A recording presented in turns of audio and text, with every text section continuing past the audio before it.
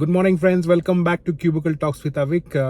आज का टॉपिक छोटा टॉपिक है बट थोड़ा सोचने वाला टॉपिक है। So the topic's name is the secret behind calling all the employees back to work. Yes, क्या वजह है कि सब एम्प्लॉयज को ग्लोबली, वो लोग इंडिया में specially, the management is calling back all the employees to work, back to office basically.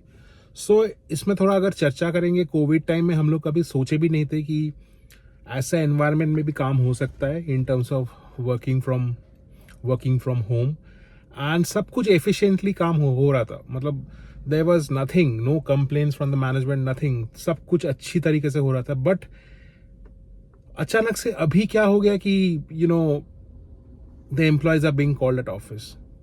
The very very obvious reason एक तो है the expenses. All the big companies have taken big facilities in terms of their office space, हो गया wifi connection का cost, हो गया server rooms, हो गया कैंटीन कॉस्ट, हो गया। ये सब कुछ vendors they have basically paid all the vendors in advance, and now they are what they're seeing a low footfall in terms of the employees coming to work.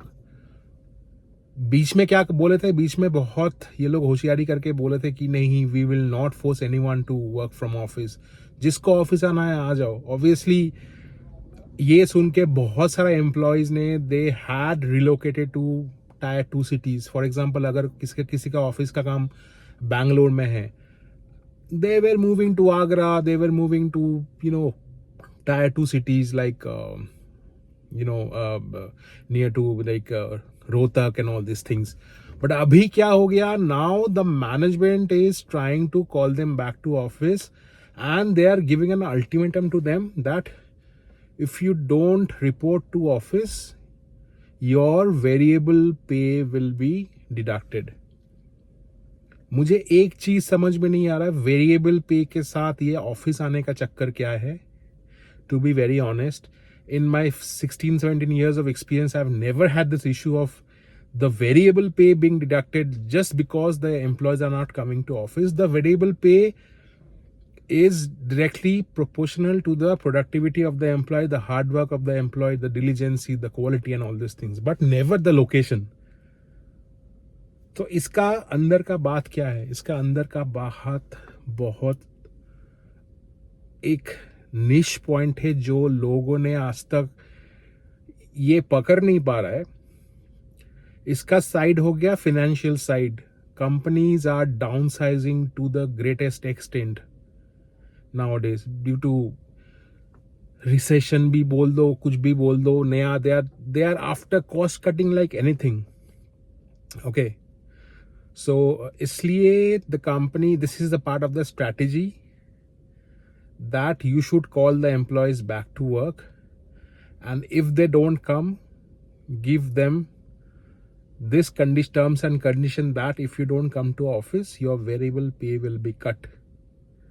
Secondly, very harsh truth, lay off करने से अच्छा employees को office बुला लो। And आप सोचो, अगर कोई employ Rohtak में बैठ के काम कर रहा है and their home town is in Rohtak basically, and their work place is in Bangalore और Pune, the employee will never be able to shift along with his family as soon as possible, because उसने बैंगलोर का घर छोड़ दिया है, बैंगलोर का रेंट इतना बढ़ गया है, बैंगलोर के इंफ्रास्ट्रक्चर फैसिलिटीज बहुत ज्यादा एक्सपेंसिव हो गया compared to the where he's staying in a tier 2 cities.